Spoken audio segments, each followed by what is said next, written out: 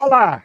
Neste episódio da República Popular das Letras, nós vamos conversar com Paulo José Cunha, jornalista, poeta, professor de comunicação da UNB. Paulo José Cunha é um coleguinha das antigas aqui em Brasília, da velha guarda. Pois é, pois é. Paulo, a sua história já aqui em Brasília já é mais ou menos conhecida. Você nasceu no Rio de Janeiro, mas evidentemente gato que nasce no forno não é biscoito.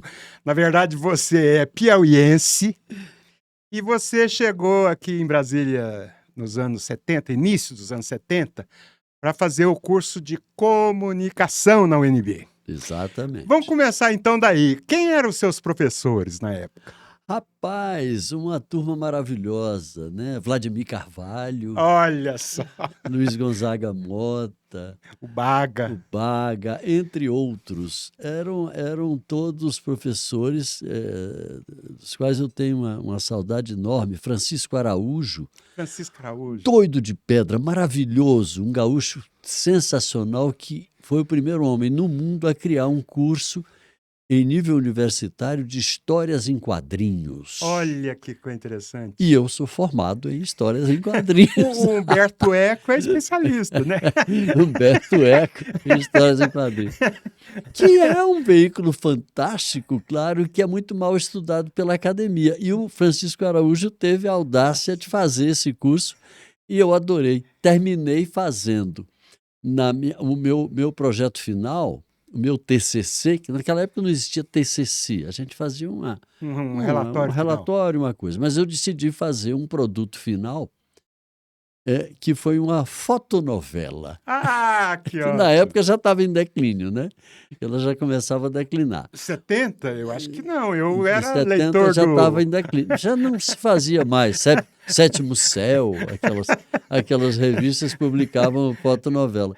Que é também um formato maravilhoso. Não Muito sei legal. por que se abandonou. A minha filha, quando foi fazer comunicação, também terminou o curso dela fazendo uma fotonovela. Só que ela já foi em cores. Terminou porque a novela da televisão tomou conta, né? Pois é, Que a é um televisão gênero cresceu. brasileiro, assim. Agora, sei que é uma coisa curiosa, fazendo um parêntese aqui, é que eu acho maravilhoso, é a novela de rádio. Eu ouvi muito Porque eu Direito ouvi de muito Nascer. Direito de Nascer, Redenção.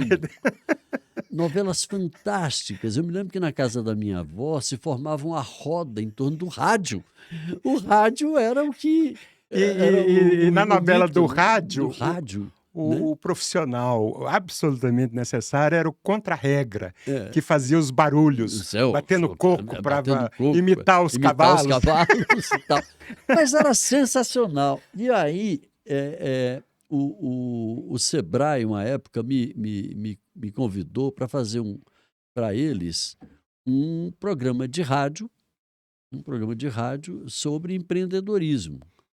E aí nós discutimos, porque era voltado para a Amazônia. Na Amazônia o rádio é muito forte, por conta das distâncias, aquela coisa, e o rádio é um veículo poderoso. Naquela época ainda era muito. Hoje eu não sei como é que anda isto. E aí eu fiz o desenho do programa e dentro do programa tinha uma radionovela, que era o meu sonho de fazer uma novela de rádio. Eu digo, agora eu realizo. E foi maravilhoso com os atores locais, que eu queria fazer o sotaque real, não dava para fazer em Brasília. Então eu passei pelo menos uns 6 meses indo a Manaus e voltando uma vez por semana para gravar com os atores, né? Para fazer a novela. E foi um sucesso, cara. Foi uma coisa espetacular, a resposta do público. Fechado o parênteses. Pronto. Excelente. Ô Paulo, você foi repórter, eu não sei se foi logo depois de sair da UNB, etc. Você foi repórter do Jornal do Brasil, não é? Numa época, Sim. inclusive, que havia ainda censura. Não era a censura aberta. Nós já estávamos ali em 1976, 77, mas havia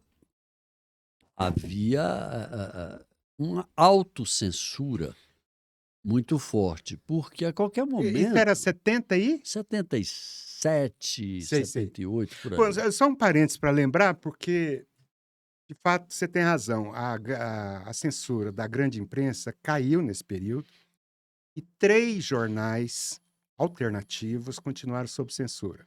O jornal Movimento, do qual Do eu era qual você repórter, era repórter, eu me lembro o bem, São Paulo, da Cúria da, Diocesana de da São Cúria Paulo, Diocesana. e Mas também que o Dom Paulo Evaristo Arnes queria o quê? e Era censura braba e em o cima do jornal, velho. a tribuna da imprensa do Hélio Do Hélio Fernandes, Fernandes, irmão do Milor irmão Fernandes. do Milor. Mas aí era autocensura. Duas figuras diametralmente opostas, curiosamente irmãos. Ambos guerrilheiros. Ambos guerrilheiros, cada qual a seu modo. Pois é, e aí a gente, na época, no Jornal do Brasil, a gente sofria muito autocensura, porque o próprio jornal cuidava. E não é uma coisa, vamos dizer, eu não quero fazer um trocadilho, não é uma coisa censurável essa postura do jornal de ter esta autocensura. Era uma forma de sobrevivência, Uma porque ninguém prudência. queria correr riscos, então você evitava certos temas, evitava certas abordagens, evitava até certos personagens. Essa Sei. é que é a verdade. Então, o jornal, a gente tinha um cuidado danado ali para não deixar margem para os homens criarem caso. Empastelar o jornal. Pastelar o jornal, porque era possível. Tudo era possível, você sabe muito bem disso. O nosso, volta e meia, era apreendido e a Ora, censura era meu bravíssima. Deus do céu. Era um inferno naquela época. Mas aí tem um episódio que você contou esses dias, que eu queria que você relembrasse, com a matéria sobre o Vladimir Carvalho, o filme, Ah, o do filme. São Saruê, O País de no São país Saruê. de São Saruê. Este filme estava preso na censura, né? Anos. Anos. Ele ficou quase 10 anos preso na censura, esse filme. Não saía de jeito nenhum. E aí, eu resolvi fazer uma matéria sobre isso e mandar para o jornal. Eu mandava a matéria, eu mandei umas 3 vezes a matéria, reescrevia e mandava, e não saía. E não saía. E não saía. De que diabo? Eu desconfiei. E aí, uma pessoa lá do jornal disse: Paulo, isso deve ser a autocensura que está funcionando lá, porque ninguém quer futucar A onça com a a vara onça com a curta. vara curta.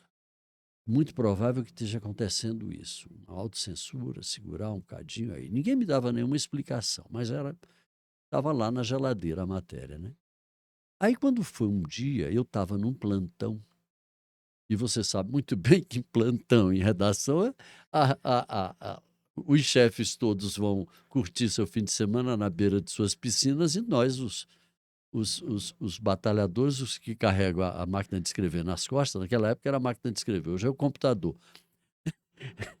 A gente fica ali, a gente vira chefe, mesmo sem entender muito, sem saber muito, mas cada um cumprindo essa função. Eu fui várias vezes chefe do plantão aqui em Brasília, era eu que liberava as matérias e tal, me achava o máximo. Um foca liberando matéria de carro, liberando coluna de Carlos Castelo Branco.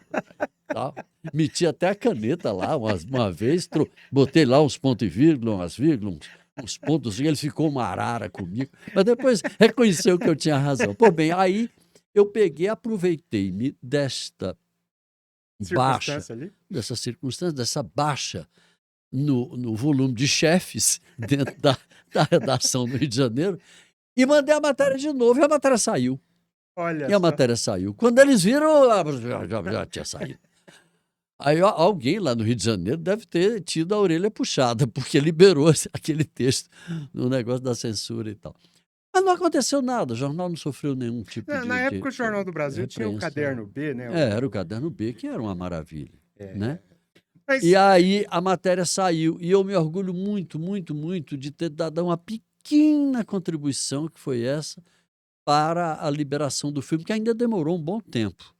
Mas o filme terminou liberado. É um belo filme, por sinal. Belo filme, belo. Esses dias a gente conversou aqui com o Vladimir e estávamos Grande relembrando figura, essas grande coisas. Grande figura. Mas, Paulo, depois do Jornal do Brasil, como é que foi a sua carreira? Você logo em seguida foi para a Globo? Não, eu fiz o meu estágio no Globo. No Globo, o estágio. No Globo. naquela época era obrigatório o estágio, não sei como é que está isso hoje, mas eu fiz estágio de 6 meses no Globo e saí do Globo, fui trabalhar numa assessoria de imprensa da então Telebrasília, Sei. que era a empresa de telecomunicações aqui da cidade. Hoje acho que nem existe Não mais. existe, não. E aí eu trabalhava na Telebrasília quando, não sei como, alguém me descobriu e me convidou para o JB. E eu fui trabalhar no Jornal do Brasil. Logo eu estava na cobertura política, disseram que eu tinha jeito para coisa. E lá eu fiquei até 84, quando fui convidado. Até 84? Quando Então fui foram uns 10 convidado. anos quase. Foi mais. Mais de 70 e... uns 10 anos por aí. Aí eu fui convidado para ir para a TV Globo, porque estavam pensando em criar um programa novo. O DFTV. Não, um tal de Bom Dia Ah, Brasil, Bom Dia Brasil. Bom Dia que Brasil. na época era feita, que eu ajudei a criar, né, junto com Carlos Monforte e outros. E a gente terminamos montando o programa arriscando tudo, porque não existia nenhum programa naquele horário na televisão brasileira, um programa jornalístico naquele horário. Hoje existe até 4 horas da manhã, o programa tem 4 horas da manhã. Eu nunca assisti, porque eu não sou louco de acordar 3 horas da manhã, ligar a televisão e esperar o programa de 4 horas da manhã entrar no ar. Mas deve ter audiência, porque o programa está no ar até hoje. Claro, claro. E naquela época eu passei a fazer o Bom Dia Brasil. E voltava para a redação, quer dizer, continuava na redação e fazia também o Jornal Hoje. Ia para casa, almoçava e desmaiava, porque a gente acordava 4 horas da manhã. Ô, pra Paulo, fazer eu tenho aqui umas a televisão. fotos de você, Nossa repórter na Globo. Nossa Senhora! Eita, diabo! Fazendo matéria no Lago Paranoá, olha aí. Olha que maravilha. Mas assim você mata o velho. Aqui foi uma homenagem que o DFTV fez a você. Você fez É uma verdade. matéria dos 10 anos do DFTV.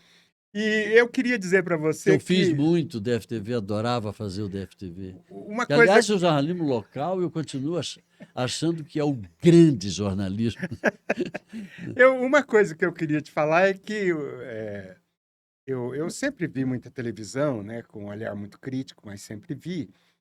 E eu achava muito interessante que você fazia umas crônicas de Brasília. Exato. Com uma pegada poética. Você descrevia a cidade dos espaços infinitos, que você está falando aí. E eu achava aquele negócio assim interessante, engraçado, né? Mas aí aconteceu uma coisa maluca. A Globo, isso foi na época do Martins, do Franklin Martins. Franklin Martins. Que era o diretor aqui na época. O Franklin se indispôs com a emissora, porque foi trabalhar com o Lula. E aí todos os projetos do Franklin, inclusive o das crônicas que eu havia proposto, ele havia topado, foram desfeitos.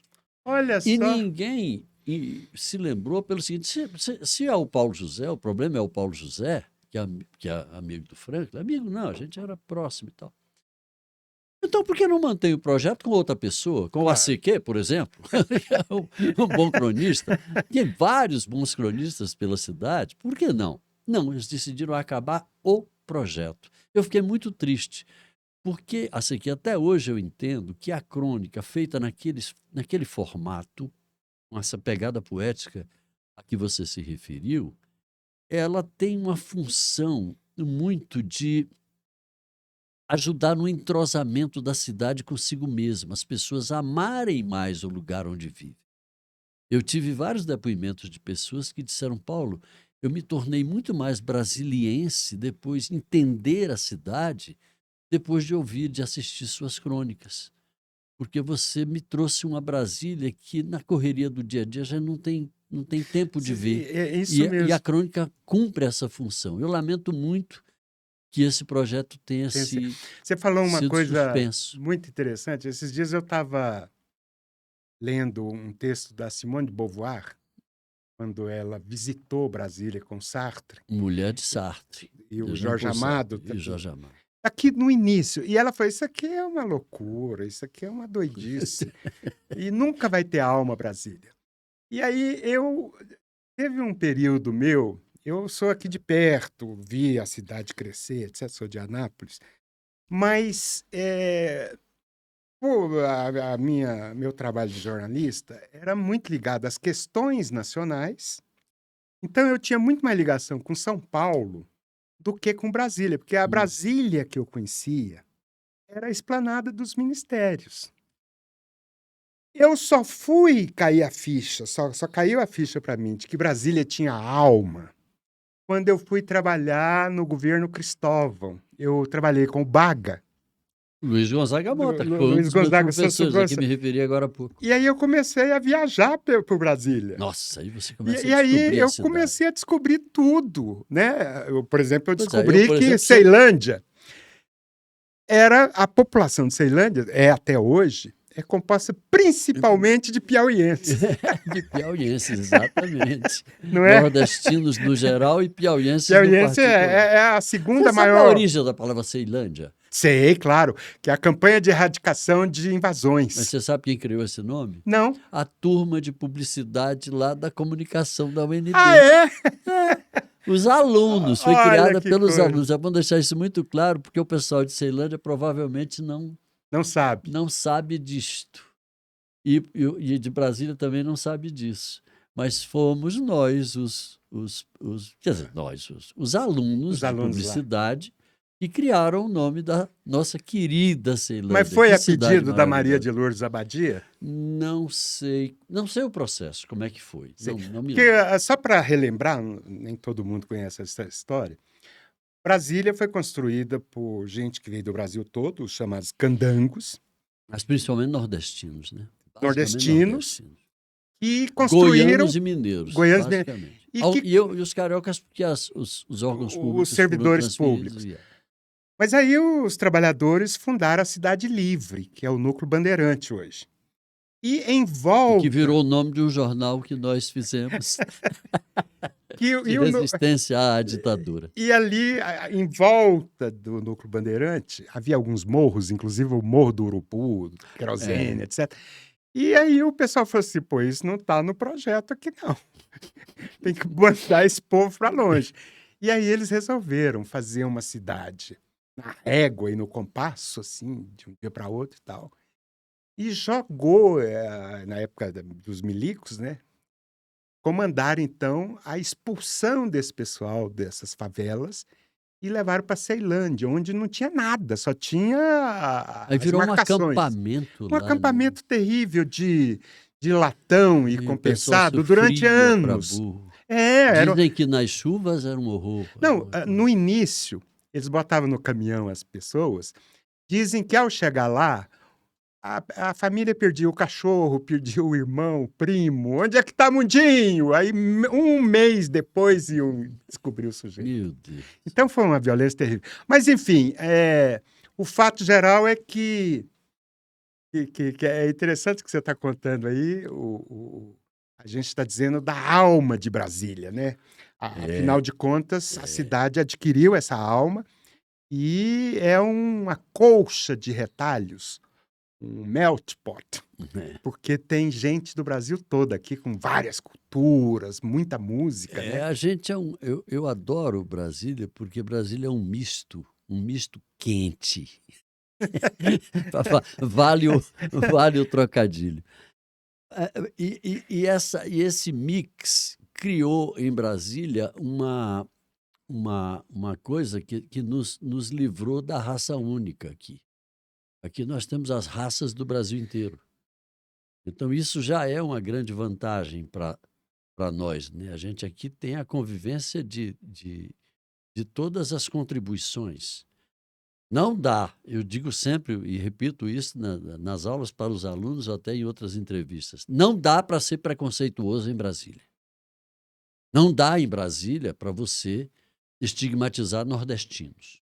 Não, de jeito nenhum. Não dá para estigmatizar quem quer que seja, porque todos estamos, felizmente, a criação da cidade permitiu isso, né? Esse mix. Então você não tem, você está Você compra a alface de um cara do Ceará, e você Ou compra japonês. ou de um japonês. É tudo misturado. Tem a casa do Tem o cantador casa e do tem o ca- galpão gaúcho. Galpão gaúcho. Tá, mas temos. Mas bate, tem de tudo aqui. Ô, Paulo, aí você, depois do Jornal do Brasil, você seguiu Aí eu carreira, fui para a Globo, né? foi pra Fazer esse Globo. programa e terminei ficando. Adorei fazer o DFTV, que foi onde eu me encontrei mesmo, porque eu adoro cidade, né? Eu adoro gastar com sola de sapato na cidade, feira. Tenho uma paixão por feiras, porque ali é onde a cidade pulsa. Ah, olha aqui a Olha a Ceilândia no início. Ceilândia, meu Deus, que sofrimento. Obrigado, Henrique. A Ceilândia aqui no, Que no início. loucura. Olha a Não largura tem, da olha, via. observa uma coisa, não tem uma árvore. Nenhuma. Só tem uma arvorezinha ali do Lá lado atrás do esquerdo, lá cerrado, em ó. cima, lá atrás no céu, só terra vermelha e acabou. Olha que coisa interessante. Tem um jipe ali, ó. Parece que ali é um. E na frente tem uma caminhonete. Ali tem uma rural do lado direito, aquela é uma rural Williams. Um cordão ali, ó. Um Ford, olha que maravilha. Mas a cidade era muito pobrezinha, você vê, né? Era uma favela, era um acampamento assim, feito a facão. Deve ser hoje a principal. Pode ser, deve pode ser. Deve ser a avenida principal. As vias lá são muito largas. O plano é muito parecido com o plano piloto, assim, as vias largas. Mas voltando então, aí você foi para a Globo. Quando é que você foi para a Câmara dos Deputados? Foi a partir de 80. Já era 80. Eu cheguei lá na Globo, já era repórter de política. Sei. De política. Você está falando para a Câmara para trabalhar para ser. Porque você foi da da TV Câmara. Ah, não, quando eu saí da Globo. Ah, quando saiu da Quando Globo? quando saí da Globo, eu montei uma produtora de vídeo, e aí trabalhei nessa produtora durante muitos anos, até que um dia minha mulher, na época, a Andréa, disse: você não tem mais idade para ficar pendurado em helicóptero por aí, fazendo matéria em Amazônia, não sei o quê. Não, abriu um concurso na Câmara e você vai passar. Ele: como é que você sabe que você vai passar? Você sabe tudo de Câmara, você sabe tudo de comunicação, você acha que não vai passar? Então você vai ter que fazer esse concurso. Eu sempre fui avesso a esse negócio, mas ela me convenceu e eu disse: só tem uma condição. O que é? Eu não vou estudar nada. Eu vou fazer o concurso sem estudar nada. Se passar, passou. Pois não é que eu passei. Eu passei e fiquei na Câmara, terminei sendo diretor da TV, né, durante um período, e adorei trabalhar lá, né, porque deu para a gente criar uns programas legais de entrevista, alguns programas na área de cultura, também interessantes, na área de música. Infelizmente, depois o Eduardo Cunha acabou com a maioria deles, mas a gente conseguia trazer e botar nos programas assim, Milton Nascimento, Luiz Melodia, porque toda vez que vinha um cara desse a Brasília fazer um show, uma coisa, a gente chegava e dizia: olha, dinheiro não tem. A Câmara não tem dinheiro para pagar cachê de artista nenhum. Mas nós temos um programa assim. Você topa participar? Todos topavam, todos. Então, um programa riquíssimo, talentos o programa, que foi feito naquela época. Infelizmente, tiraram do ar. A gente fez programa sobre livros, que era eu que apresentava, entrevistando grandes escritores. Entrevistamos Eduardo Galeano, entrevistamos Mia Couto, entrevistamos Tiago de Mello, querido amigo, né? Foi até prefaciador de 2 livros meus, e assim por diante. Quer dizer, foram vários projetos que eu ajudei a criar, por isso a minha paixão pelo trabalho que eu realizava na TV Câmara naquela época, onde eu me aposentei pouquinho antes da pandemia. Agora, você não topou se aposentar da UNB ainda, né? Não, o UNB é mania. O UNB é mania. O UNB é doença. Eu sempre digo que é doença e é incurável. Graças ao bom Deus. Você está na UNB desde Porque quando? é bom. Na UNB desde 97. 97. Porque é bom, assim, que é muito bom a gente trabalhar ali, porque os meninos não te deixam sossegar. Então a cabeça da gente tem que estar pensando, tem que estar tentando acompanhar. Isso é muito interessante, porque você não, não se, não se deixa levar pelo esquecimento das coisas. Você tem que estar se atualizando o tempo inteiro. Professor hoje, sobretudo com a internet, é uma concorrência quase desigual. Quer dizer, os meninos tem momentos que eles te ganham assim abertamente. Abertamente. Eles sabem muito mais do que a gente. Porque eles têm um acesso muito rápido, têm uma facilidade que vem do DNA deles, que já vem com o chip, né, próprio para a internet, que nós não tivemos. Então, você tem que estar preparado para esse mundo novo e se reciclando diariamente. Ainda hoje, pouco antes de vir aqui gravar com você este programa, eu estava procurando sites e coisas para apresentar na aula que vou dar daqui a uma semana, porque senão eu não consigo alcançar. Então, a UNB, e eu recomendo isso a todos os que se aposentem em outras coisas e puderem exercer uma atividade acadêmica, ela é fundamental para manter a cabeça da gente funcionando. A propósito, um parênteses que eu acho interessante contar essa história aqui. Eu fui fazer uma entrevista uma vez com o Monsenhor Chaves, um grande historiador do Piauí, talvez os maiores conhecedores da Batalha do Genipapo, que pouca gente sabe, foi a batalha que consolidou a independência do Brasil. E foi lá no Piauí, Campo Maior. Tem lá um memorial e tal, tem lá as armas e tal dos matutinhos que enfrentaram as tropas portuguesas. Lá foi um dos poucos lugares onde morreu gente. Ele até gostava de dizer que lá no 7 de setembro foi só um grito. Aqui foram vários gritos de morte. Muito mais sério. O Brasil precisa conhecer melhor a sua história. Eu fui entrevistá-lo sobre isso. Chaves. Monsenhor Chaves.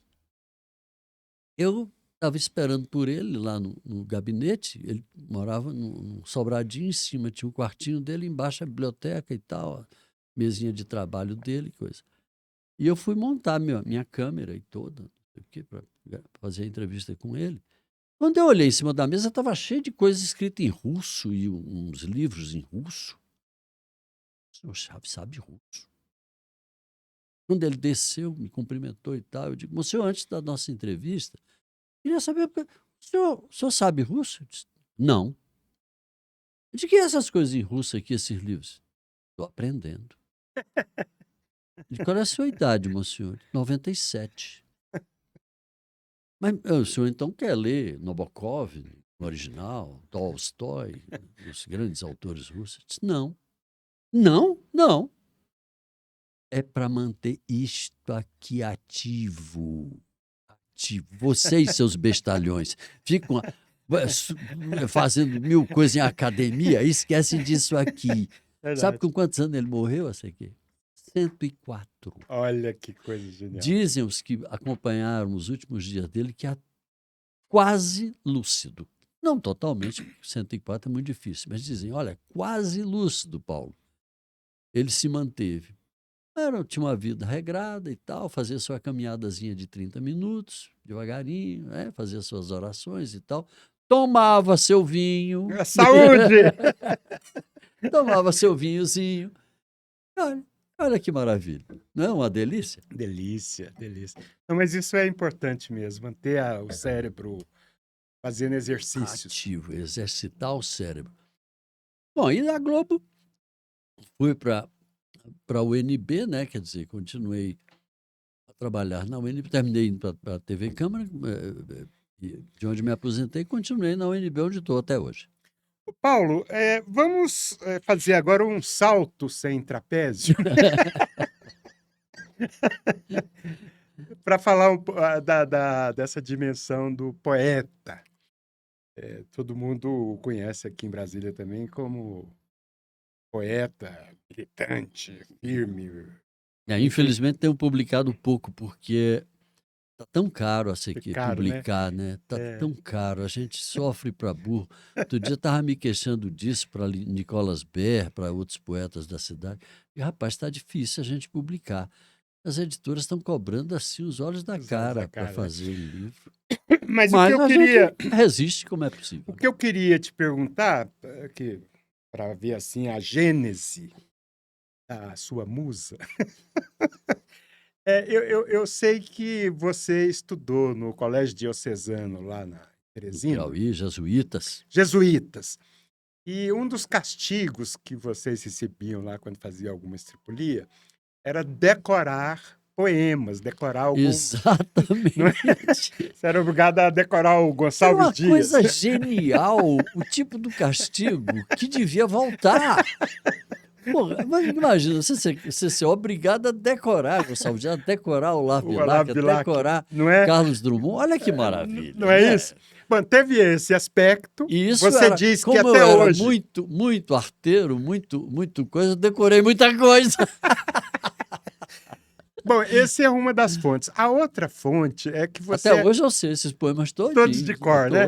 Ora direis ouvir estrelas, certo, perdeste o senso. Eu vos direi, no entanto, que para ouvi-las muita vez desperto e abro a janela pálido de espanto. Eu O que poderia ir aqui a noite o inteira. que o Olavo Bilac não sabia é que esse primeiro verso dele tornar-se-ia, como diria o Jânio Quadros, Gostei da mesóclise. uma coisa literal, né? Porque Exatamente. hoje, com o radiotelescópio, Hoje você ouve ouve as estrelas, é verdade. Mas o que eu queria dizer também é que você foi primo, é primo do Torquato Neto, com quem você convidou muito. Então, a pergunta que eu queria te fazer é o seguinte: de onde surgiu essa verve poética sua? Eu acho que muito da convivência com Torquato, mas fundamentalmente, assim que das minhas leituras e talvez de uma tendência que já viesse lá de trás. Não dá para definir com clareza assim, né? Porque eu me lembro que eu era menino e já rabiscava meus primeiros versinhos, né? Comecei fazendo sonetos, que eu acho que todo mundo fazia aquela coisa rimadinha, bonitinha, certinha, até quebrar o verso e entrar na poesia, digamos, mais moderna. Agora, com Torquato, a convivência foi muito forte. Nós somos primos e sempre fomos muito ligados, né? Eu passava temporadas enormes na casa dele, lá em Teresina, na casa da minha tia Salomé, mãe dele, com o tio Eli. Eu ficava lá, às vezes uma semana. Minha mãe ficava louca, dizia: ele não volta mais para casa. Por quê? Porque era uma pessoa extremamente inteligente, interessante, e a gente conversava muito. E eu adoro conversar com gente inteligente, como você. Bom demais nos encontrar para a gente trocar ideia. E sempre foi um papo muito bem-humorado, muito criativo, né? Óbvio que isso me inspirou no sentido... Eu não gosto muito da palavra inspiração, mas me incentivou, digamos assim, a começar a produzir, a ter uma produção poética mais regular. Eu acho que vem muito daí Daí, né? essa origem do O- poeta Paulo José. Justamente no ano de 84, você publica o Salto Sem Trapézio, É, não é? exatamente. Aqui pelo Foi editado por uma coleção que havia lá no Senado no Federal. Senado Federal, que selecionava algumas obras entre os jornalistas credenciados e publicava, que é uma coisa tão maravilhosa, tão sensacional, revelou tanta gente. E a gráfica publicava, era uma coisa barata. Isso acabou. Isso acabou, eu lamento muito. Seria tão interessante que voltasse, não para mim, que não estou mais lá, mas para os colegas que estão chegando, né, na cobertura diária. E tem muita gente talentosa na área de história, na área de pesquisa, tem muita coisa boa, gente fazendo coisas. E como eu disse, está difícil de publicar. As Sei, edições estão caras demais. E uma editora como a editora do Senado, que é maravilhosa,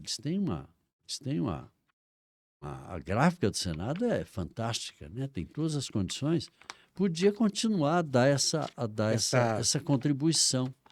Sem a gráfica de cenário, não teria publicado esse livro. Ô, Paulo, eu queria que você lesse o poema que dá título ao livro, Salto sem que é trapézio. o Salto Sem Trapézio. E ainda tem muito do refluxo ainda do suicídio de Torquato em 1972, porque isso ficou muito forte em mim.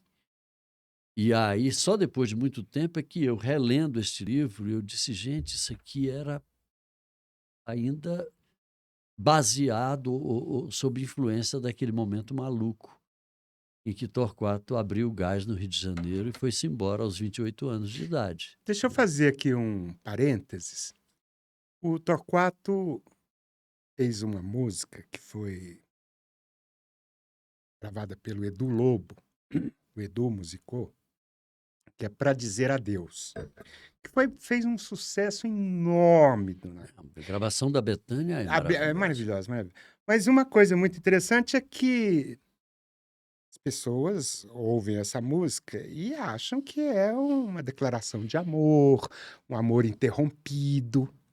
E depois o próprio Edu Lobo fala: caralho, isso aqui já é uma carta de Já despedida. tem um recado ali. Que ele diz assim: adeus, vou Vou pra pra não não voltar, e onde quer que eu vá, sei que vou sozinho. Vai por aí. Tão sozinho, amor, nem é bom pensar que eu não volto mais desse meu caminho. Então, isso é terrível, né? Ele deixou várias pistas que passava temporadas com ele na casa dele no Piauí, como eu disse, quando ainda menino, e depois no Rio de Janeiro, quando já éramos adultos, eu estudante aqui, ia para lá, ficava lá com ele, e lá conhecia essa turma toda da Tropicália, foi naquela época, né? Caetano, Gil, Gal, Bethânia, Tom Tom Zé. Zé, porque era um fervilhar de gente na casa de Torquato, né? E a produção do Torquato, em vários momentos, já deixava clara essa disposição de partir antes. O suicídio já era uma construção. Isso ficou muito evidente, muito evidente. Mas só depois é que a gente sacou. Eu estava na casa do Torquato, por exemplo, quando ele compôs com Luiz Carlos Pinto 2 músicas que são fantásticas, embora sejam músicas muito trágicas. 3 da Madrugada e Todo Dia, Dia D. As duas contêm versos que revelam essa tendência suicida. Tendência suicida. Todo dia é o dia dela, pode não ser, pode ser. Abro a porta e a janela, todo dia, dia D. 3 da madrugada. 3 da madrugada, tudo e nada, na cidade abandonada, e esta rua que não tem mais fim. Em determinado momento, ele diz, 3 da madrugada e eu largo tudo e não fica nada e tal. Eu não sacava.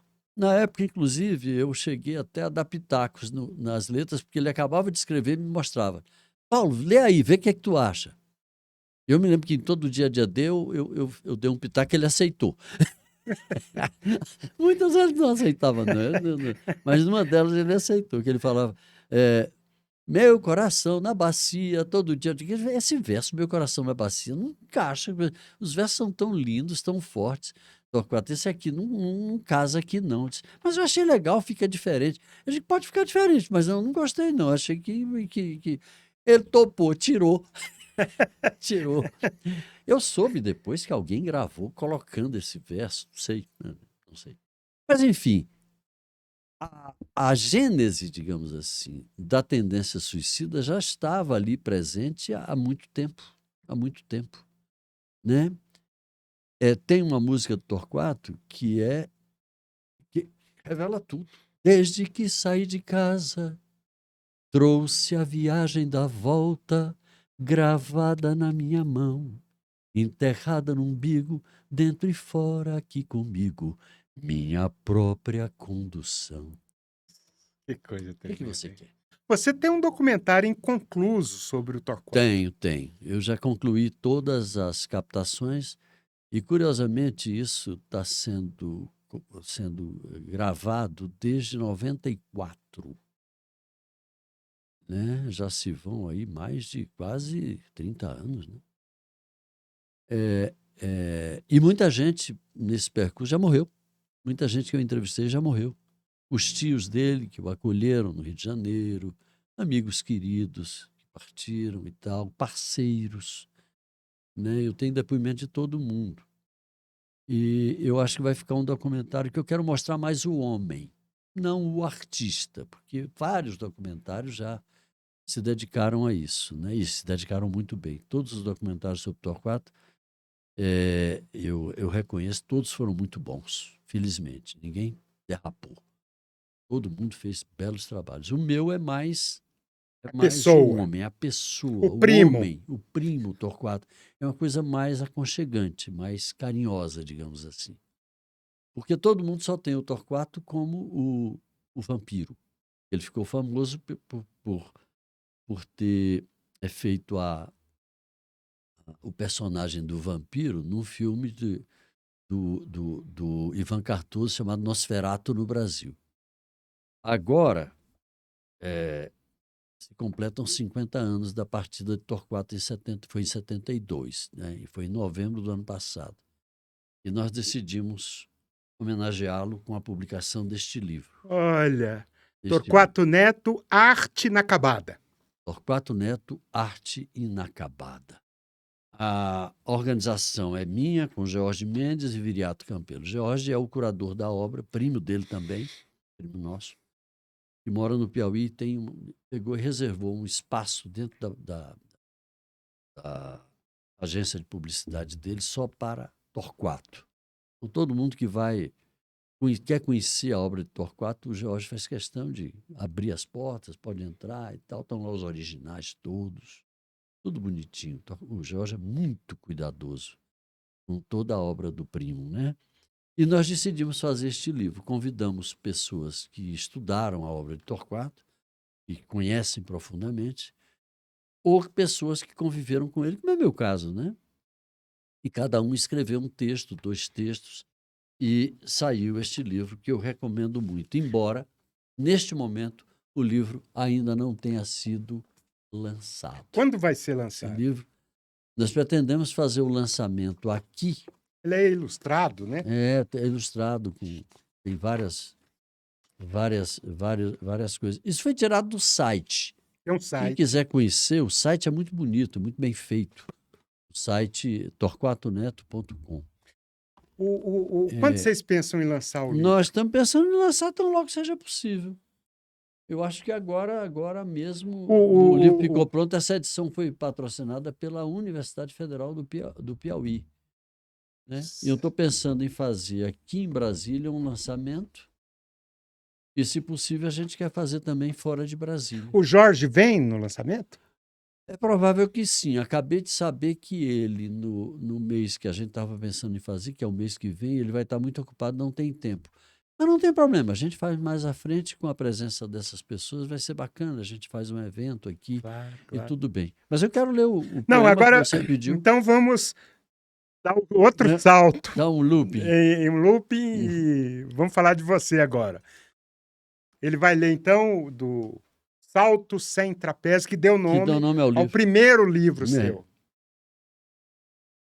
Qual é o grau da loucura, a dimensão do perigo que se equilibra no fio de uma navalha de aço?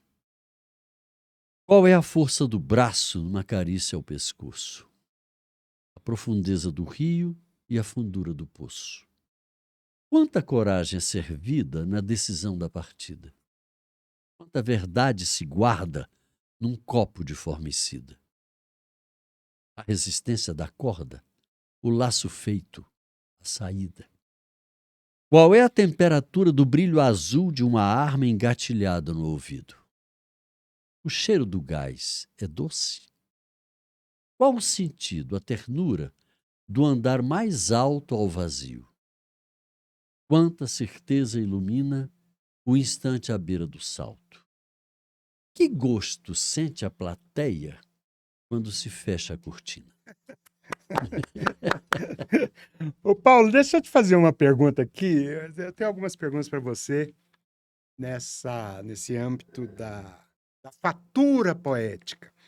Uma coisa que eu percebo é que são muito raros os poetas que conseguem declamar, que conseguem ler poesia.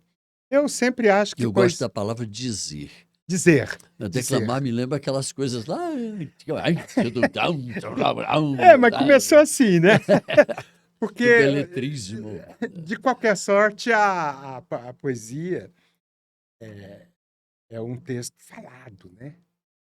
Desde que você começou a existir Porque, como espécie, provavelmente a porque gente ela começou quando não existia nem texto. nem texto. Então, Nem texto.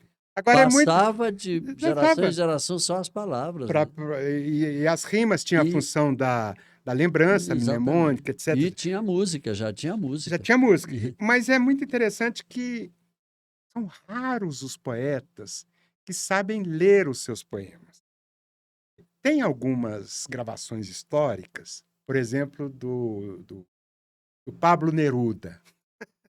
Você ouve, você Eu fala não assim, conheço. eu conheço, hoje na internet você descobre Ah, essas então coisas. eu vou Aí você atrás. ouve e fala assim, porra, o Pablo não sabe ler essas.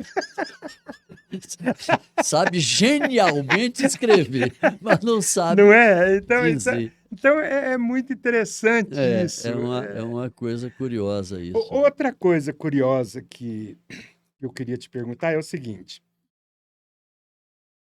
Eu vou ler aqui, eu mesmo vou ler agora, o Guerrilheiro das Estrelas. Já que a gente estava falando de ouvir estrelas. Um poeta não se faz de 1000 suspiros, de um quintal de passarinhos, de um soneto engraçadinho, mas com tiros de canhão. Um bom poeta é quem prepara as armadilhas emboscadas, maravilhas, nas trilhas da inspiração. Um bom poeta poeteja todo dia nada mais. Se dá todo, entrega o sangue na bandeja ao banquete dos mortais. Alô, poeta, te saúdo, companheiro, meu herói, meu bandoleiro das guerrilhas da canção. Alô, poeta, conquistador de cantigas, quero guerrear contigo nas guerras do coração. Isso, É, inclusive, foi musicado foi pelo musicado? George Mendes, esse que é curador da obra, que também é compositor, e ele musicou esse poema, né? Ficou muito bonito, ficou Olha, muito bonito. a pergunta que eu queria é Um baseada. poeta não se faz de um quintal de passarinhos, de um soneto engraçadinho, mas com tiros de canhão. Ah, E cara! por aí vai. Uma coisa também muito interessante é que os poetas, em geral, fazem metapoesias. É uma reflexão sobre a própria poesia. Em geral, quase todos falam do poeta e da poesia, e Afonso Romano de Santana tem um livro que é sobre isso. poesia sobre poesia. Poesia sobre poesia. Todo mundo faz, né? O Drummond faz, Sim, sim, claro. todo mundo. Por que será, hein? Por que os poetas gostam de falar sobre o que é o fazer poético? Talvez pelo mistério da poesia, Siqueira.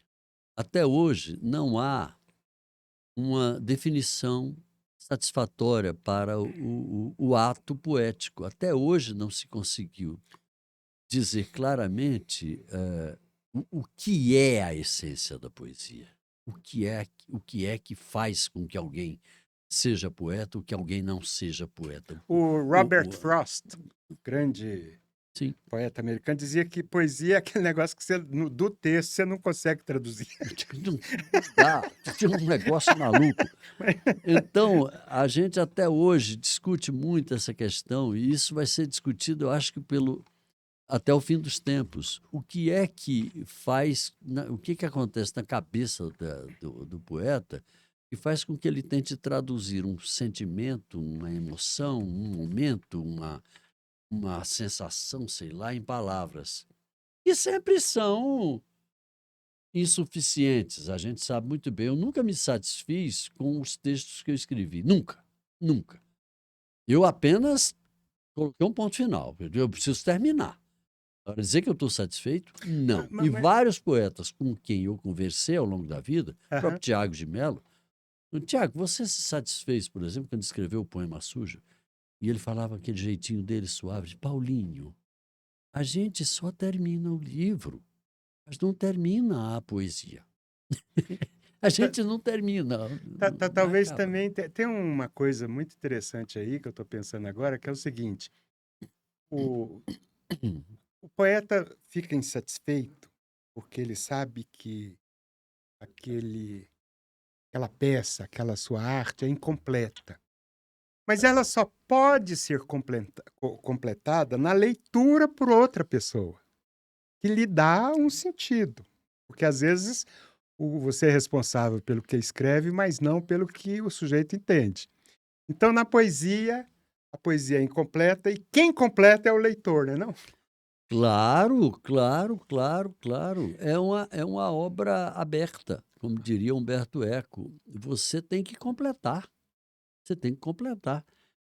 Você, leitor, tem que completar. Porque se você não interage com o poeta, a poesia não tem sentido algum. Não Você, serve para nada. um outro poema seu aqui nesse livro, Salto Sem Trapézio, você cuida também dessa questão no poema No princípio era o verbo.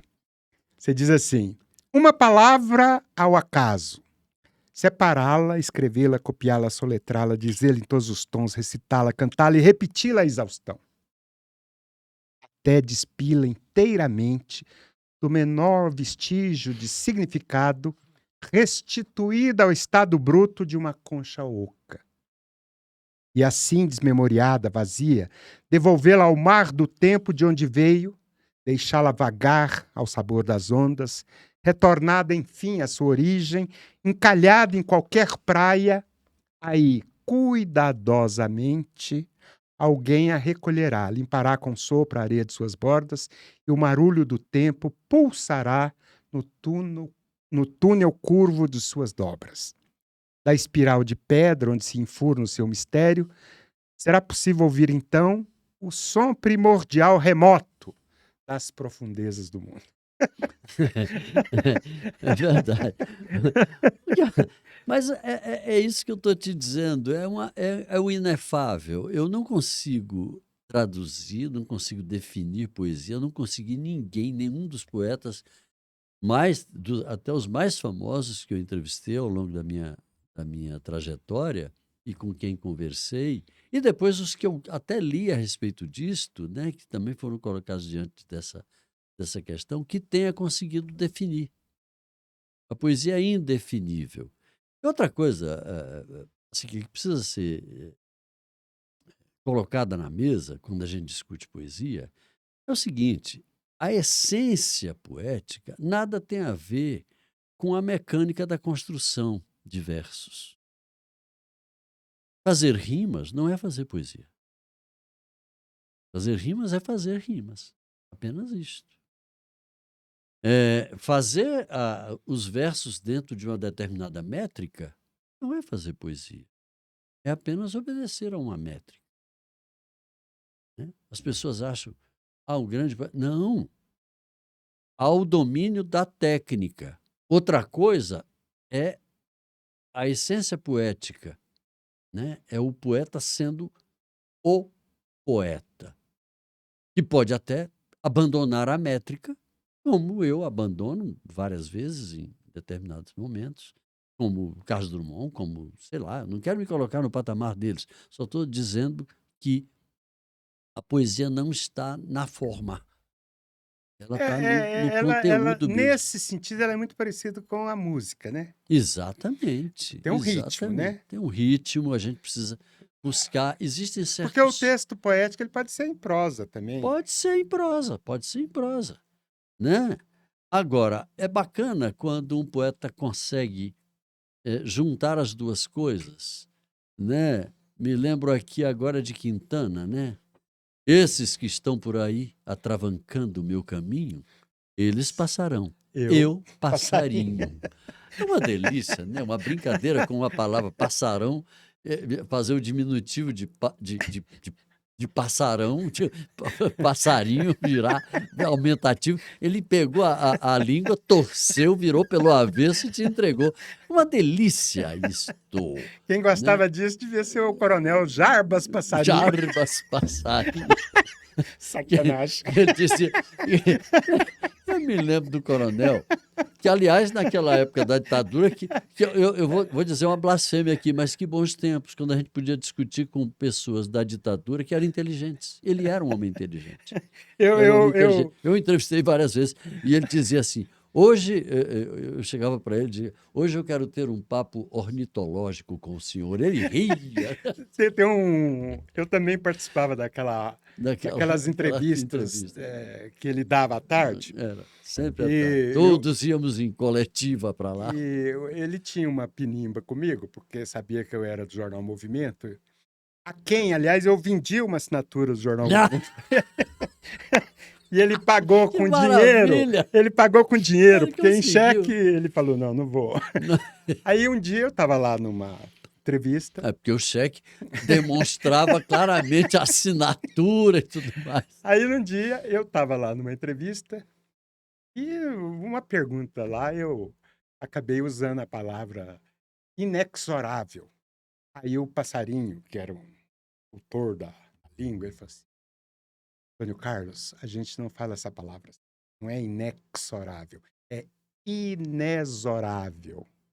Um som de Z. O X vira Z? O X vira Z. Inexorável. Essa para mim é novidade, porque eu também só falo inexorável. Aí eu assim... Vou mudar. Mude. Aí ele falou e tal, e é um daqueles tapas que ele dava. Né? Aí eu destruiu a minha pergunta. Aí alguns meses depois, ele disputou as eleições lá com o Barbalho, Jader Barbalho. Jader Barbalho. Barbalho ganhou as eleições, etc. E eu encontrei o passarinho no corredor. Aí eu encontrei e eu falei assim, senador, o senhor foi inexoravelmente... Vingança! Que maravilha! Derrotado pelo Jader. Delícia! A vingança é um prato que se come frio. Delícia! Mas, Paulo, eu queria passar agora para o Perfume de Resedá, o outro livro que você publicou, e que você tem um carinho muito especial por esse livro, acha que é o seu livro mais acabado. É verdade. O Resedá é aquela... É a flor. A flor, não é? Da quaresmeira, né? Não. O Resedá é uma flor, ela é roxa? Assim, amarela. Não, amarela? Amarela. É amarela. Lá no Piauí, pelo menos. Isso muda de nome pelos lugares.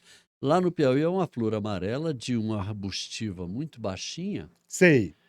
E que tem um perfume muito especial. O nome do livro vem desse perfume, assim, por quê? Porque a minha avó eles colocam como sendo assim, o próprio Nicolas Beck é botânico, né? Que sei.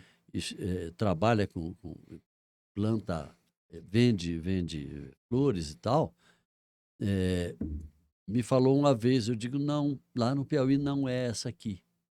Essa aqui, inclusive, não tem perfume. A do Piauí tem. E o nome do livro veio do hábito que as senhoras antigamente, que era uma coisa linda antigamente, tinham de pegar uma flor qualquer, a critério delas, e colocar na lapela para ir às compras, para ir visitar as amigas. Aí colocava aqui, prendia com um grampinho. E isso me ficou. O perfume, quando eu beijava minha avó, eu sentia o perfume. Eu nunca esqueci disso. Talvez seja Esse livro, então, é um livro de relembranças. É um livro de relembranças. É um livro de relembranças poéticas. Eu não podia... Eu não tinha substância, digamos assim, suficiente para fazer um livro de memórias. Sei. Até porque um livro de memórias eu acho que você precisa ter um monte de intercorrências pelo meio que eu nunca tive. Eu sempre tive uma vida muito regular, nunca tive grandes abalos sísmicos e tal que justificasse. Mas as lembranças do menino eu achava muito fortes. E eu tinha lido O País dos Mourões, de Gerardo Melo Mourão, que é um belo poema, nesse tom aí. E eu fico brincando, dizendo que Perfume de Resedar é o meu Lusíadas, né? Eu fico tentando relembrar as O histórias e tal, né? interessante é que é um poema Um poema contínuo, único, de de quase 100 páginas. quase 100 páginas. É um poema único. Ele veio num sopro, num geral, assim. Eu fui deixando correr. Fui deixando correr. As É um lembranças vinham e tal. livro, eu poderia dizer, prustiano, né? Porque É, o à perfume à la que recherche du temps perdu. a La Recherche, porque lá tem a bolachinha e aqui tem a flor, né? Aqui tem a flor. A Perfume de Resedar é o que puxa a história toda. A, lá tem a Madeleine, né? Madeleine, aqui eu tô na página 69, você se refere que desde aquele tempo já pressentia a musa ausente, que os poetas atribuem aí, chamam de os, as fontes de suas inspirações de musa, ou muso, etc. Você está me sonegando esse vinho? É Au isto? contraire, au contraire, Ao contrário. Tá bom. Obrigado. Estamos tomando um vinho bom aqui, olha, que delícia. e aí você, ao se referir a essa musa ausente que você já pressentia, você diz assim: e tua chuva desde sempre tem sido apenas a ilusão sertaneja, adivinhada nas nascentes desses olhos que guardaram a festa do milho embonecado, a alegria das ramas do feijão ligeiro e a ternura do vento ondulando as plantações de arroz. E eu, medroso de subir em árvores, que nunca tive um gesso, e eu, medroso de subir em árvores, que nunca tive um braço engessado. Isso é lá a infância, onde os amigos pudessem escrever indecências. E eu, calças curtas, magro e gripado, olhando pela vidraça da sala os meninos brincarem na chuva. E eu, senhor e rei do meu quintal, entre mamoeiros e cajueiros, dentro das horas de barro. É uma viagem pelos dentros no rumo das memórias, né? As mais antigas. E foi um exercício assim, assim que esse livro foi como se eu tivesse feito várias sessões de terapia. Olha só que coisa. Porque eu voltei, Autoanálise. é uma autoanálise, porque eu voltei a ver as minhas origens mais primárias, né? Mais primárias. De Do menino sentir de Pacatuba. do menino da Pacatuba. Menino da Pacatuba é Torquato. Ah, é? É Torquato, que é o menino da Pacatuba. Eu não. Eu não morei na Pacatuba, não. Quem morou na Pacatuba foi ele. Ué, por que o Dobal... Que ele fez. É São João, é Pacatuba, é Rua do Barrocão. Mas é porque eu estava sempre na Pacatuba, onde morava meu avô. Por isso que o Dobal, H. Dobal, poeta H. Dobal, maravilhoso poeta, sensacional, por sinal, precisa ser reconhecido melhor, um dos melhores poetas do Brasil. Não gosto de falar maiores, porque o Tiago de Mello, uma vez que eu falei isso, o Tiago de Mello disse: Paulinho, tu conheces alguma régua para medir poetas? É por isso que talvez o poeta H. Dobal tenha feito essa referência ao menino da Pacatuba como se fosse eu. Mas eu gosto de dizer que era Torquato. Torquato que era o menino da Pacatuba. Sei, sei. Que fez a música, né? A rua. E São João, e Pacatuba, e Rua do Barrocão, e Parnaíba passando, separando a minha rua das outras do Maranhão. Que ótimo. Musicada por Gilberto Gil. Você, já que você se referiu ao Dobal, você conviveu também muito com ele Sim, e sim. deve ter Querido aprendido Dobal. muita poesia com ele, né? Nossa, e como, e como. Dobal foi assim, uma das figuras que, infelizmente, eu conheci depois. Este livro, Salto Sem Trapézio, só saiu porque eu, covarde, não tinha coragem de mostrar meus versos a ninguém. E uma vez, nas conversas que tínhamos aqui, íamos para a casa dele, eu, Abdias Silva, naquela época, né, dos jornalistas mais antigos, Lustosa da Costa, íamos à casa dele conversar e tal. E uma vez um deles fez uma provocação, disse: Dobal, o Paulo tem poemas maravilhosos, mas ele não mostra para ninguém. Eu consegui ver um lá O na máquina. Lustosa que te falou? Lustosa ou foi o Abdias? Eu consegui ver um lá no comitê que estava em cima da mesa e eu passei os olhos e vi, o poema vale a pena, é bom. Mas o Paulo é covarde, ele não quer publicar, ele tem medo e tal, de dizerem que ele é um bestalhão e tal. E o Dobal chegou para mim e disse: Paulo, me mostra esses poemas. E eu passei bem 1 mês ou 2 pensando se devia mostrar ou não devia mesmo, até que um dia criei coragem e deixei debaixo da porta dele. Olha Com só. vergonha, deixei debaixo da porta e fui-me embora.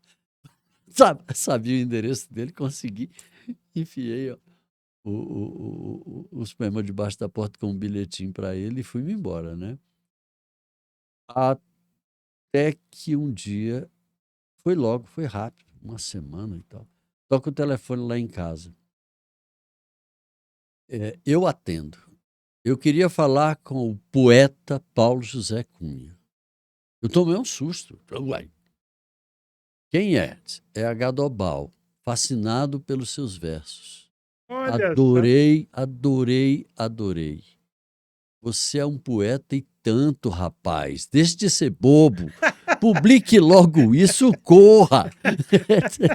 E foi aí que eu criei coragem. E aí surgiu essa coleção, né? Que eu já me referi, essa do Senado, e eu terminei publicando o Salto Sem Trapézio. Submeti, foi logo aprovado e eles publicaram. Mas o Dobal fazia o quê aqui em Brasília? O Dobal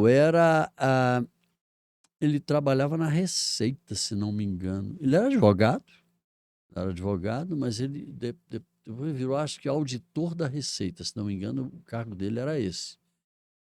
Precisa conferir isso aí, não quero bater o martelo não, mas acho que era isto.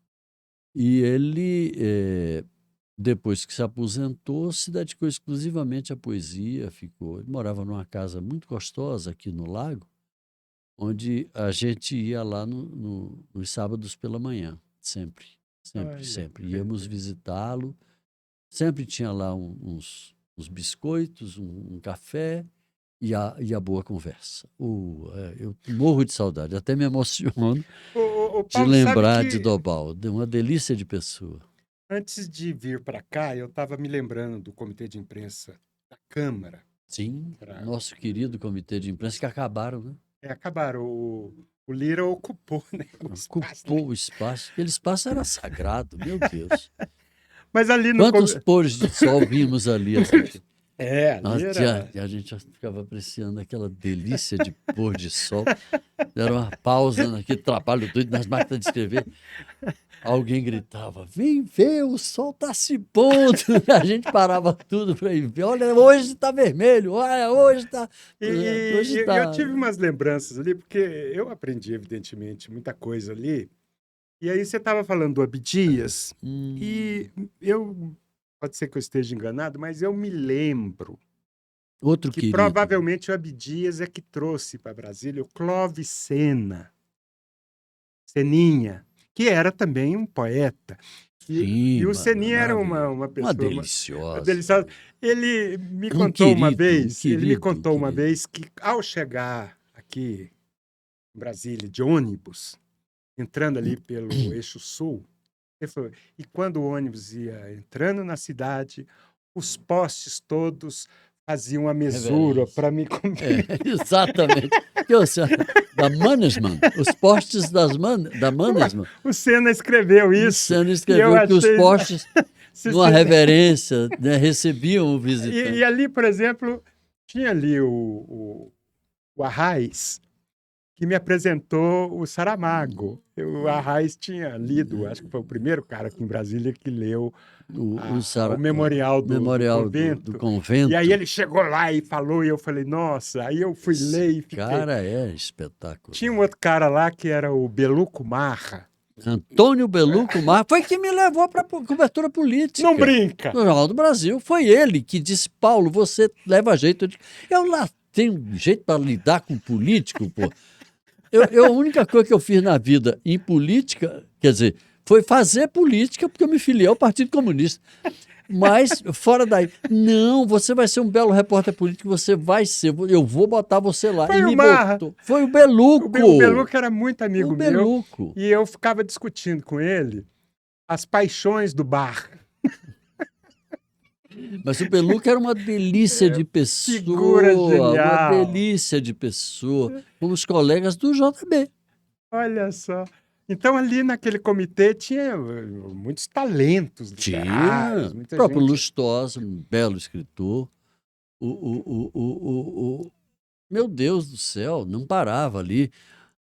Nunca publicou um livro, mas Flammarion Mostri tinha um texto bom, né? absolutamente genial. O Marcondes né? Sampaio, que Marcondes é poeta Sampaio, cearense. que é poeta cearense. Né? Não, muita gente ali, muita gente.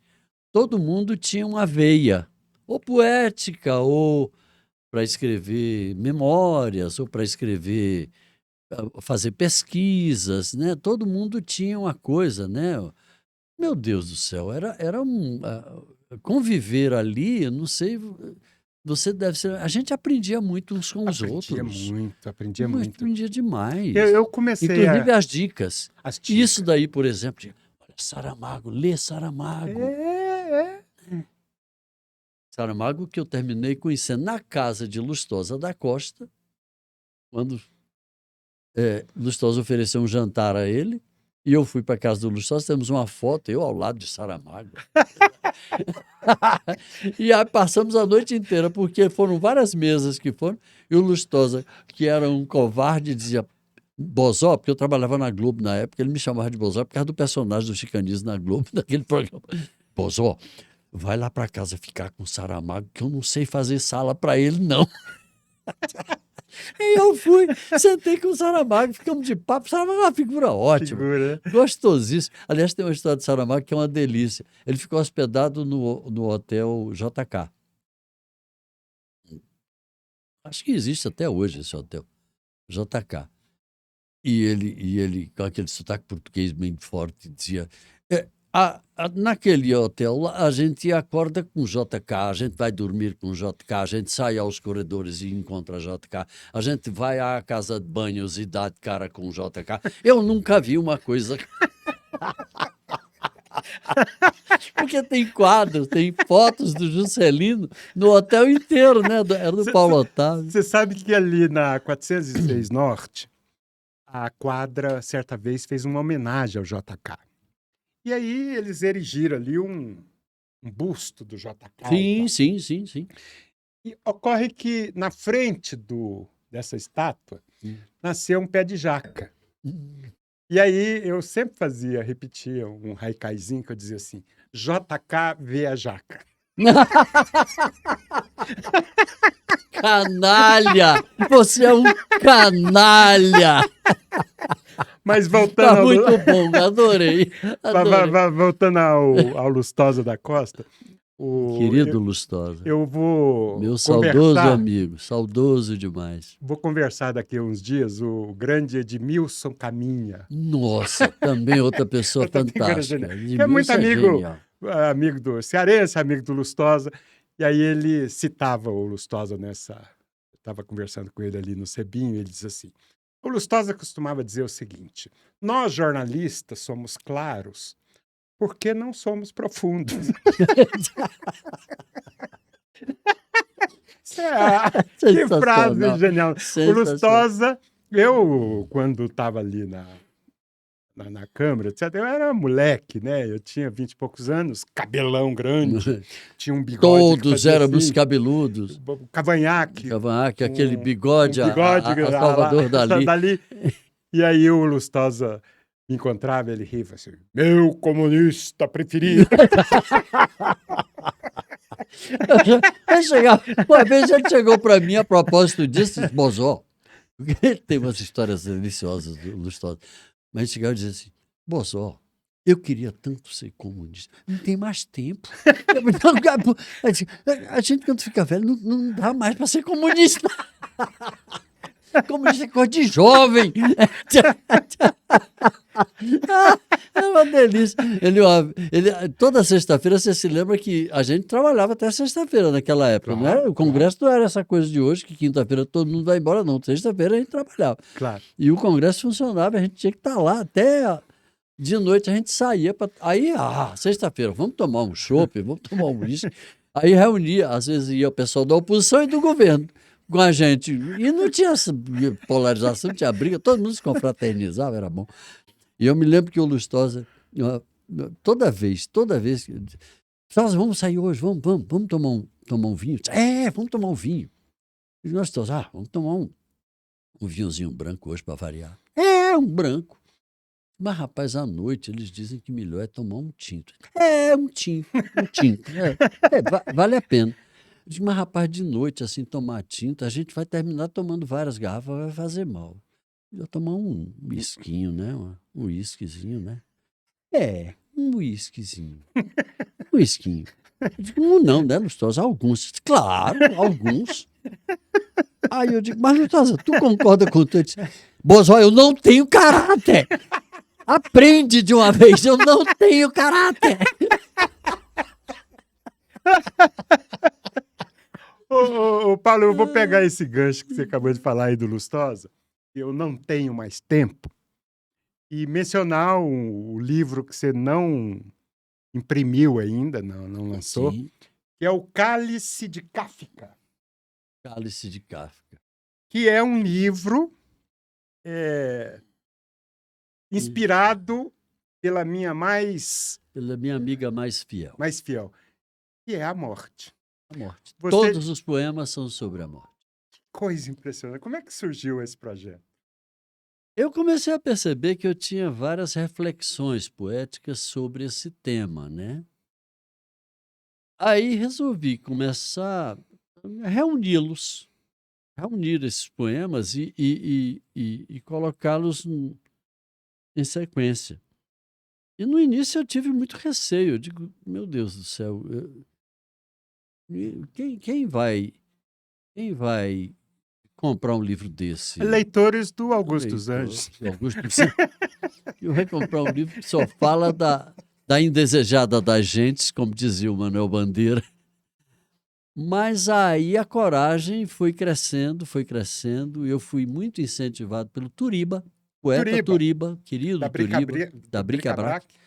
Poeta Turiba, que, aliás, vale a pena trazê-lo para esse papo aqui. Porque Eu já entrevistei. Já? Claro, Olha, eu quero ver. sobre a edição que ele A edição especial? lançou, Eu vou atrás, Turiba é uma claro. delícia.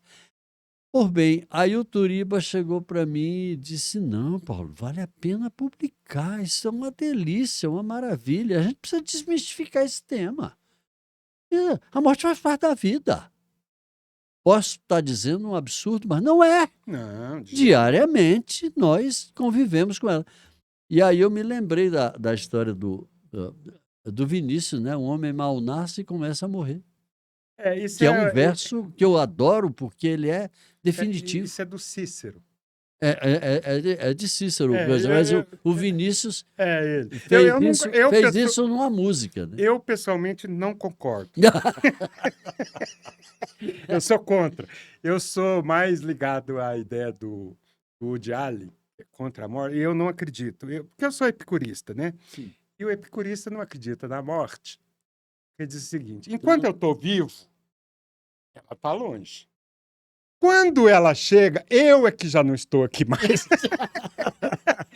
Mas aí você tem talvez esse poeminha aqui resuma o livro, que você já fez em 2020 e não saiu ainda, né? Não, esse livro está pronto, mas é como eu te disse, né? A edição tá caro, cara né? Como o diabo. Tá pelo preço pela morte, né? O preço pela hora da morte.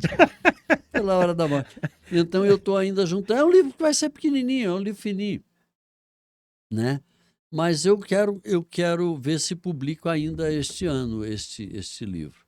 Mas tem uma aqui que eu achei ótimo, que é Pra se matar. Nossa! Pra se matar, atirou-se da ponte, mas era peixe, nadou. Pra se matar, atirou-se da torre, mas era pássaro, voou. Pra se matar, bebeu só da cáustica. Em vez de morrer da garganta ferida, começaram a brotar versos e cantigas. Era poeta. Era, Delícia! não teve tempo de se matar, né? Delícia!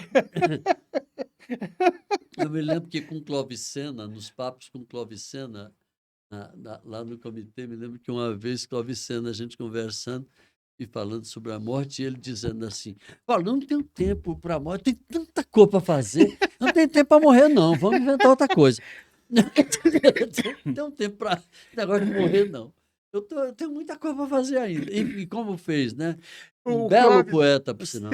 Seninha era E uma pessoa extremamente deliciosa, carinhosa e tal. carinhosa. Eu estive Essas pessoas fazem bem ao mundo. Eu gosto de bem. dizer isso. Ele Clóvis me Sena convidou para a sessão da Câmara Legislativa que outorgou a ele o título de cidadão honorário de Brasília. Eu fui, foi ótimo e tal, etc. E depois, quando ele morreu, eu estive lá no enterro do Seninho, etc., Nossa. onde eu estava lembrando dessa história dos postes da Mannesmann. Mas outra coisa que você fez nessa sua carreira, etc., você fez dois livros que hoje são referências, que é a história do boi bumbá lá em Parintins. Sim, os bois, os dois. Os dois bois, né? Eu sempre lembro que a festa do boi deve ser a festa mais disseminada no Brasil, com vários títulos, né? Um é Bumba Meu Boi, outro é Bumbá, e por aí vai. Lá, o que aconteceu foi o seguinte, é que os nordestinos que foram trabalhar na borracha, lá, levaram, como acontece na hora, levaram sua cultura. As danças, suas festas, etc. E é uma festa junina. Sim. Uma festa junina. E eles levaram os bois, porque o boi é característico, né? A festa do boi lá no Nordeste. E lá, a festa se amalgamou com a cultura local, com a cultura indígena, sobretudo, né? E dali surgiu a festa dos bumbás, com uma característica muito especial. Eles não têm medo de se atrever a nada. Então, o Festival de Parintins, que eu recomendo a todo mundo que vá assistir, todo mundo que vá assistir. Se você quer ter emoção, vá para Parintins. É de uma lindeza, são momentos belíssimos. Eles não têm medo de usar raio laser. E você se apavora, você diz, pô, eu estou em Parintins, no meio do Médio Amazonas. Eu estou no meio da floresta. Eu estou vendo essa loucura aqui. Porque o bumbódromo, para quem não sabe, ele é por isso que se chama bumbódromo, que é usado só para a festa dos bois. Ele é dividido bem ao meio. Aliás, tem outras festas lá que eles fazem lá dentro e tal, não sei o quê, para aproveitar, porque o prédio é maravilhoso. A edificação é enorme, né? Ela é dividida bem ao meio. Metade azul, metade vermelho. Metade garantido, metade caprichoso. Olha só. Para nunca mais ter nenhum boi verde, boi amarelo, boi... metade azul, metade... E acabou-se. Ali acontece a festa mais, digamos assim, de raiz amazônica que existe, que é a festa dos bumbás, com a sua origem lá no Nordeste do Brasil. Olha que coisa legal, olha que coisa bacana. E aí eu estava lá em Parintins, eu estava lá em Manaus e tal, trabalhando com o Andrés, nessa campanha que já me referi, né, do Serafim Corrêa para a prefeitura de Manaus, quando o Andrés me chamou a Qual atenção. Andrés? Andrés Valentim. Valentim. Valentim. Ele é professor da UFRJ, hoje está fazendo um trabalho em Dubai, lá nos Emirados. E o Andrés disse, Paulo, ficamos muito amigos, fizemos uma amizade rápida, uma pessoa ótima, um cara talentosíssimo. Disse, Paulo, você precisa conhecer Parintins, precisa conhecer Parintins. Nós temos que ir a Parintins, você vai a Parintins comigo e tal. E eu fui. Convencido por ele, eu fui. Fiquei apaixonado de cara, fiquei louco com aquilo. A CQ não existe nada parecido no mundo. Eu não estou falando de exagero nenhum. Todo mundo que vai lá tem a mesma percepção. E aí eu digo, não, eu preciso fazer alguma coisa com isso aqui. E o André disse, Paulo, vamos fazer um documentário, vamos fazer. Aí, quando nós fomos pensar no documentário, não, Paulo, não dá tempo para documentário, não, a festa está chegando. Como é que está teu equipamento fotográfico? Eu também sou fotógrafo, me meto a ser fotógrafo. Ele disse, eu digo, o meu está lá, eu vou dar uma revisada lá em Brasília e está tudo bem. Disse, então tá, eu vou montar um projeto, vou submeter aí a Lei Rouanet, vamos ver se a gente consegue. E conseguimos. Olha E que conseguimos. interessante. E aí fomos para Parintins. Fomos para Parintins e fizemos o primeiro livro, que foi Vermelho, um pessoal garantido. Nós mergulhamos no mundo do boi vermelho. A ilha de Parintins, assim, que ela é dividida bem ao meio. Metade é azul, metade é vermelho. As casas são vermelhas. Do outro lado, as casas são azuis. Você está me falando que no Brasil existe um lugar onde há uma polarização do bem. Polarização do ótimo, do lindo, do sublime, do adorável, do aconchegante, do bem-querer. É assim. Eles se respeitam, mas são adversários. Tanto que um nem cita o nome do outro. Só fala assim, se você está lá no Garantido, conversando com alguém do Garantido, diz o contrário, tá. Não cita o nome do caprichoso, não. É o contrário. Caprichoso é a mesma coisa. O contrário anda fazendo isso, é aquilo. Mas como diz o Tiago de Mello, uma laranja tem duas bandas. Uma só não existe sem a outra, senão não forma a fruta. Claro. Não forma a fruta. É uma simbiose. E é uma maravilha, porque é um conjunto de fatores que faz com que a festa tenha uma característica toda especial. Primeiro, eles não, como eu já disse, não têm medo de se atrever a usar as modernas tecnologias. O que há de mais moderno está lá. Os raios lasers, está tudo lá. Você acha que... Ah, olha aqui. Olha aí o bombódromo. Olha, metade olha aí. azul, metade vermelho. Pronto. Tá aí. Nós, o povo garantido, de um lado. Você está dizendo que é mais espetacular do que a Sapucaí? Muito mais. Eu cobri a Sapucaí. Quando trabalhava na Globo, fui substituir um colega lá, eu tive lá. Eu estive lá com o Andrés, fotografando para uma revista francesa. E o Andrés me perguntou, Paulo, pode vir com tua câmera, teu equipamento para cá para a gente fotografar, mandar para eles, me ajudar nesse trabalho? Fui. Não é que... a Sapucaí é uma maravilha, sem dúvida alguma. Agora, emoção é aqui. E, curiosamente, você já toma partido quando você chega em Parintins. É a coisa mais engraçada. Você desembarca em Parintins, do avião, no aeroporto, e tem desembarque garantido, desembarque caprichoso. Que é uma delícia. Você já toma partido ali. Você tem que se posicionar. Porque não existe o garanchoso. Isso não existe. Não tem muro, não. Não tem muro, não. Lá não tem PSDB, não. lá ou é ou não é. Acabou. Rapaz, é tão bom você estar ali no meio daquele povo. Outra coisa, a gente dança na rua, aqui. A cidade toda dança, toda festeja. A gente bota cocares. Imagina eu e você, dois coroas, sem vergonha, Eu que sou não tem mais, que pós-adolescente. não tem mais, pós-adolescente, que não tem mais idade para isso. Em Parintins, a gente bota os cocares e todo mundo acha lindo, ninguém critica ninguém, porque todo mundo tá de cocar, tá de colar, tá de não sei o quê. É uma festa adorável. Olha. Adorável. Eu recomendo a todo mundo, que, se puder, vá para Parintins. Que, aliás, já é uma festa internacional, né? Sim, sim. Os livros a que você se refere, estão vendendo Todos esgotados. esgotados. Os dois são esgotados. Eu até estou conversando com o Andrés para ver se a gente faz uma reedição com a síntese dos dois, porque aí fica, a gente pode botar a capa de um aqui, de cabeça para baixo, o outro na outra capa.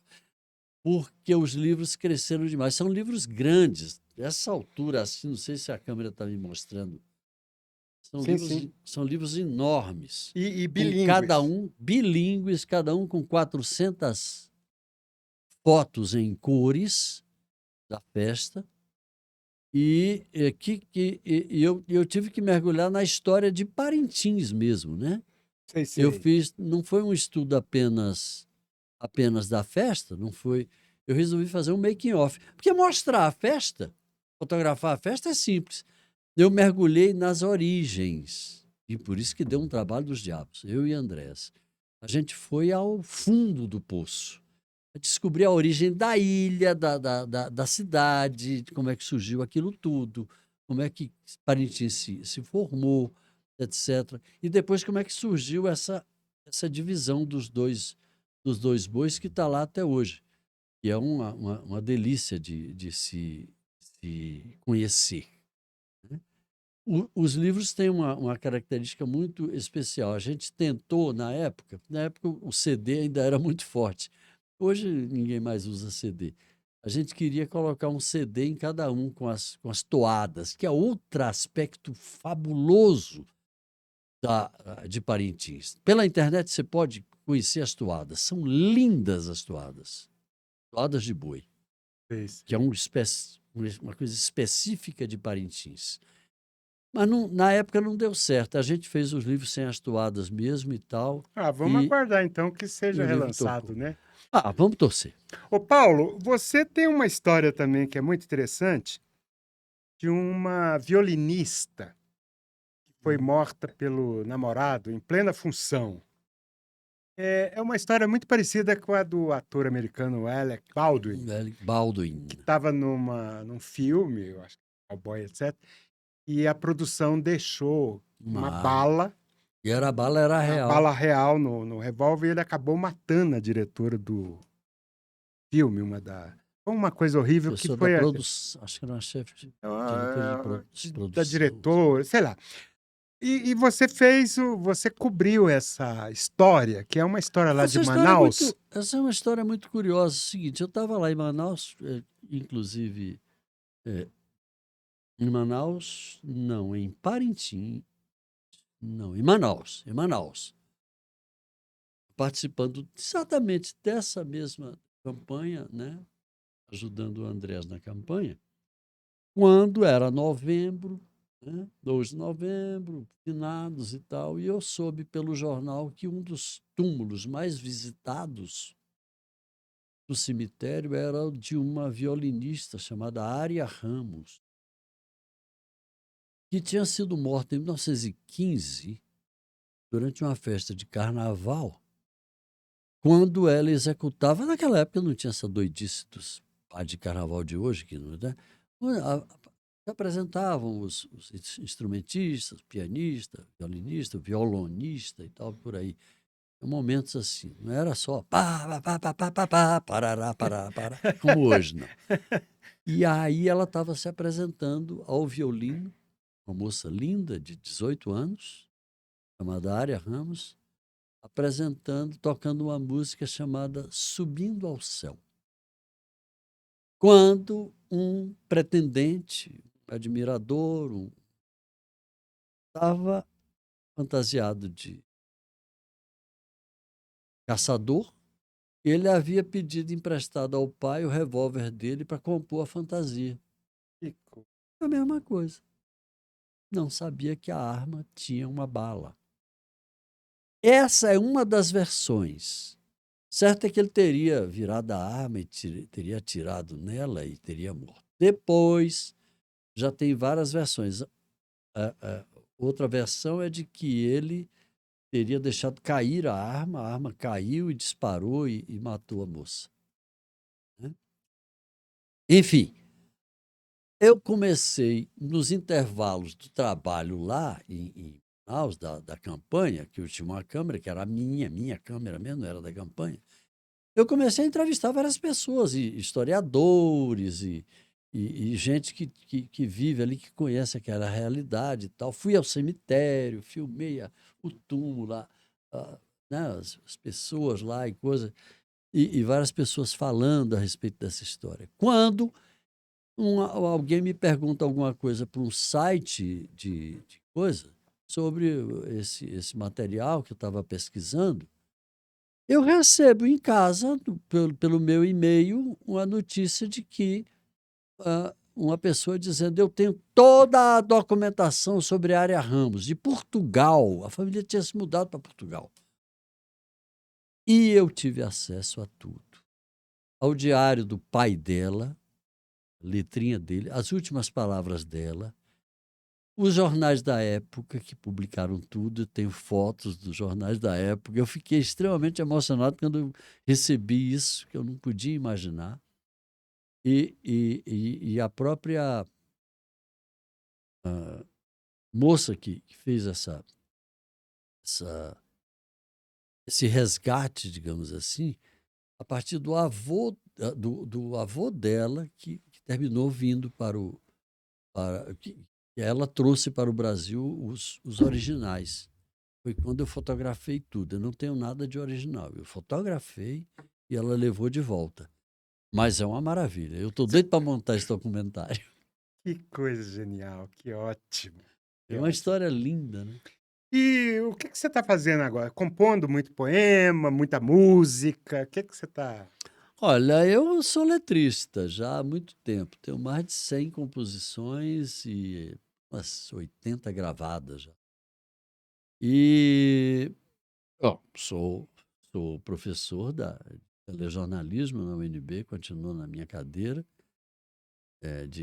desde sempre, desde 97, que eu adoro, e escrevendo poesia e cuidando do meu filho querido, que depois de velho eu resolvi ter um filho que está com 3 anos e meio, que é Não uma delícia, brinca! que é uma delícia. Olha só. O Guto. Guto. O Guto. Guto é o quê? Gustavo? Não, é Augusto. Augusto. Augusto, nome nobre. Não, Augusto César. Peixoto da Cunha. É? Nome de imperador. Nome de imperador. E é uma delícia, porque ele é danadíssimo e não me deixa sossegado. Descobriu que podia desabotoar minhas camisas, nunca mais eu tive camisa abotoada na vida. Porque na hora que ele me vê, ele sai desabotoando tudo. Eu morro de rir daquele maluco. Pô, mas você tá ao muito bom. contrário da Chiquinha Gonzaga, né? A Chiquinha Gonzaga, já velhinha, um rapaz a encontra na rua e falou assim: Maestrina, a senhora tá aqui, que maravilha e tal. E aí, compondo muito? E ela diz: não, meu filho, nessa idade a gente vai decompondo. Mas você tá compondo, então, filhos, poesia. Filho, poesia, livros a mancheias. Eu espero que seja mancheias.